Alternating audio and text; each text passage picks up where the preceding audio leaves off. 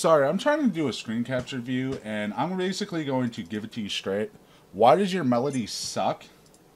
And what can you do about them for them not to suck as much as they do?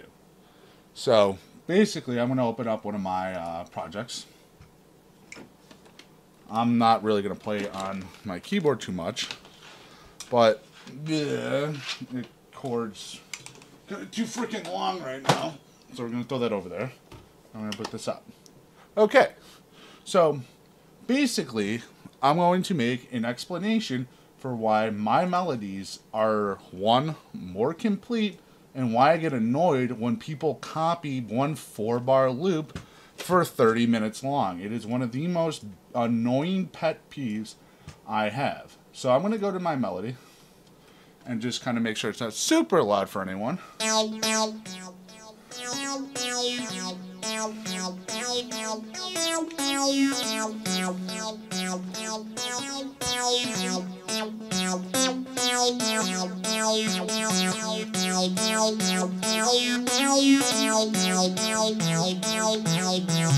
So I'm going to basically go through the entire part of this entire melody of this song that I've wrote that I'm going to release before I release this video.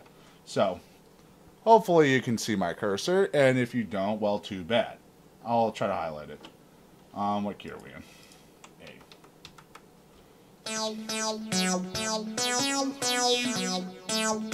So what's going on here?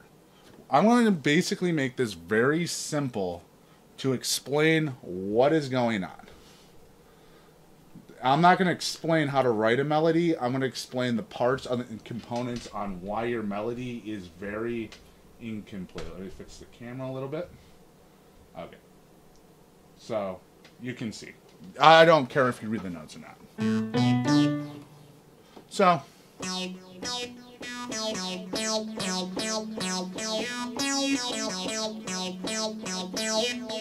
okay, so what is basically going on here is I write my melodies like any good person would tell you how to write an English paper.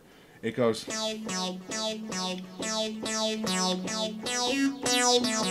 Okay, so what is actually going on here is that you actually start a question phrase.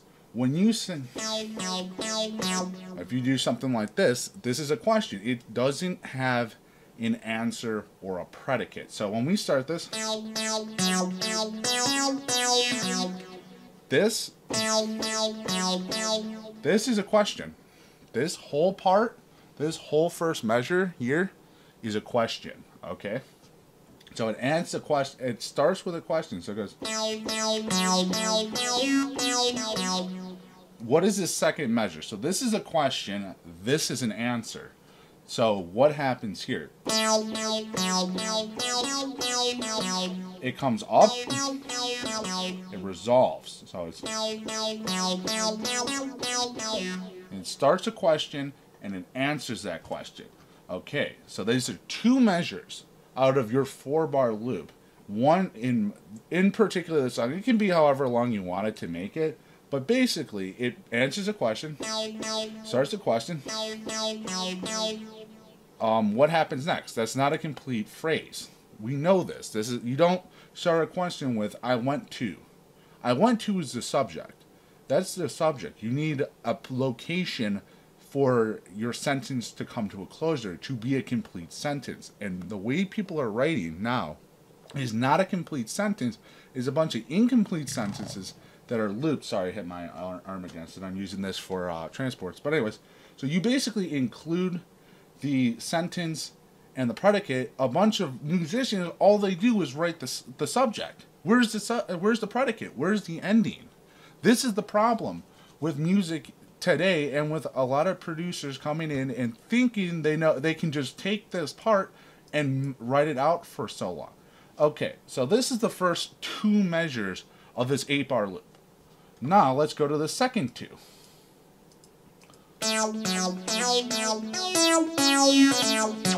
What is so special about this?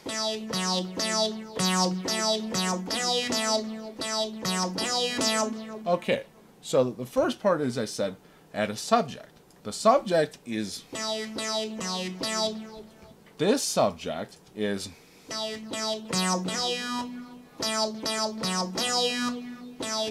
it's an alteration of the first subject. It's not the same as the first subject, but it's a derivative from it. It uses pretty much almost all the notes except for one note.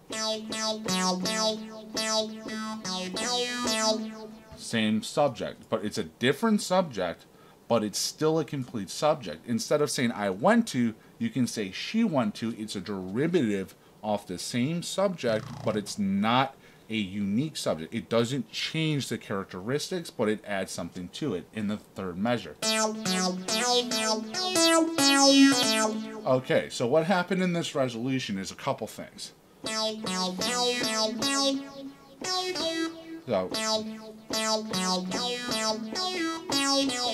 So what happened in this resolution?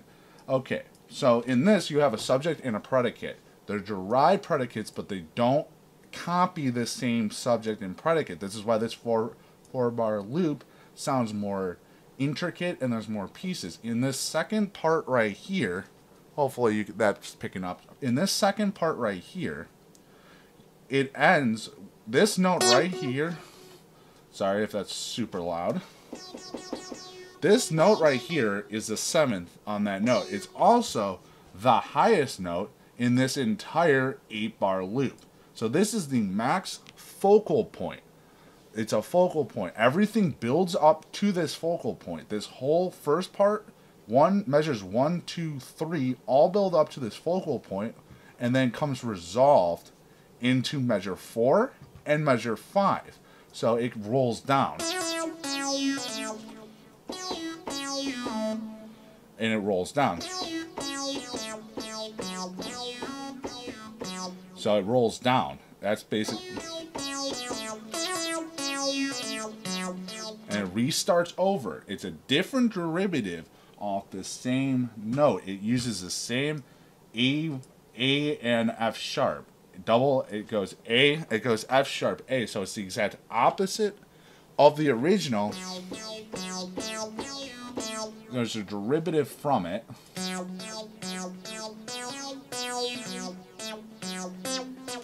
This last part of an 8-bar loop is only unique to blues. On a blues song, at the end of an 8-bar loop, this is only unique to blues music. It is something called a turnaround. And how to effectively take a turnaround is a whole nother course on its own, but it drops down. And it only makes sense when you add the chords involved. So it drops down, and everything drops down just by scale tones. In blues music, in general, blues music, at the end of usually an 8-bar loop, is a turnaround, usually involves of little notes that are basically just walking down the scale.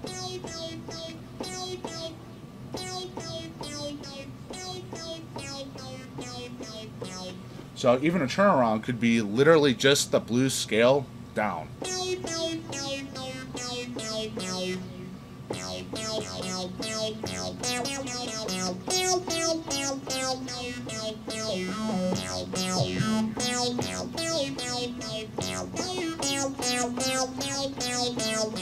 And it has a turnaround at the end.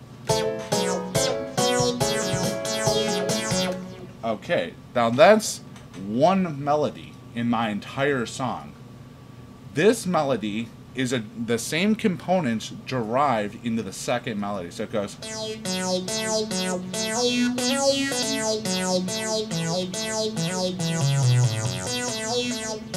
This is another turnaround.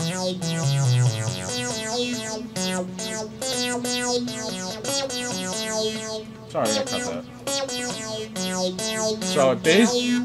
So basically, this whole melody is the same components, but it's working in reverse. So instead of high points, this does have a high point being this note, but it also goes lower into the scale, which is signified here, which creates a different alternate version of the same melody.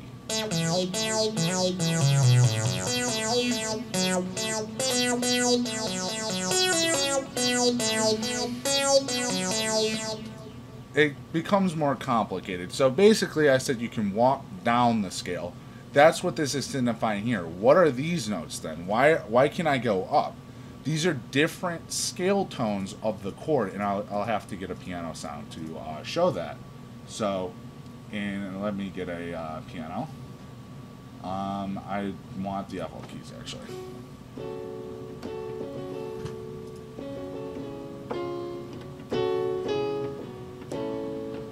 So let's take this B. This B right here, this B5. Where does this B5 fit in? This B5 in measure okay, the last measure of this, so B5 in the last measure of this goes down to here, B4. This is the root note. This is actually not the root note. This is the fifth note. This is what's called the fifth. On an inverted chord, this is on an inverted chord, this is the fifth. The root note is this E. So E. So the initial chord is this.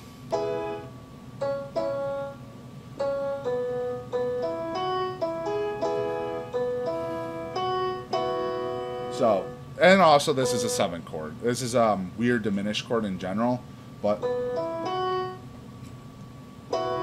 it's a diminished chord. It's kind of hard to explain why I can do what I do here in the length of the time of this video, but basically this B is the fifth note, which is also in the fifth note in a minor scale. In this particular scale is also what's called the leading tone, which goes to 1.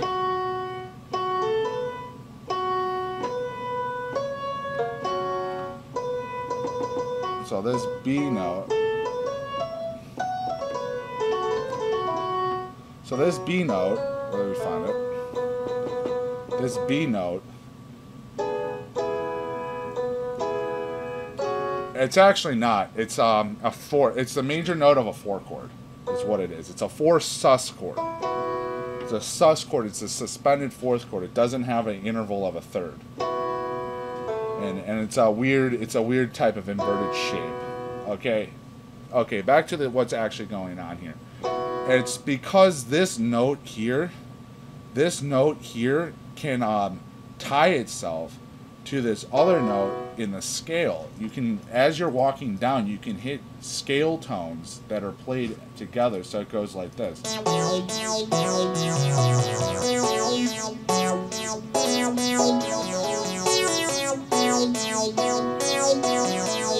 And it repeats this main melody right here. So it goes back, it plays this melody twice, but it has an alternate melody in between. And when you add these alternate melodies in between, you actually get the idea that you're creating more of a melody, you're creating more of a fulfilling song, and it doesn't sound like the exact same thing over and over and over again.